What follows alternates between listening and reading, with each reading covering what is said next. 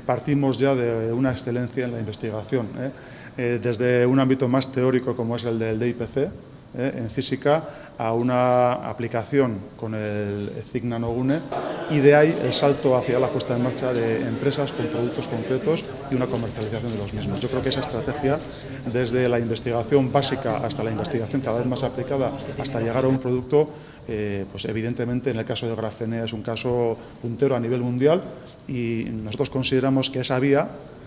escuchando en su momento a una de las personas que más han influido en este proyecto, que es el propio Pedro Miguel Echenique, ¿no?, pues es al final un caso en el que una investigación básica de excelencia ejecutada en el territorio de Guipúzcoa nos lleva hacia una transformación del tejido económico de Guipúzcoa. Ese caso es el que nosotros tenemos que poner en valor en su conjunto, no solamente la cuestión relacionada con un producto o una empresa en concreto, sino la puesta en marcha de una investigación básica excelente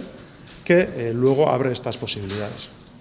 En Grafenea somos líderes en la producción, en la síntesis de grafeno.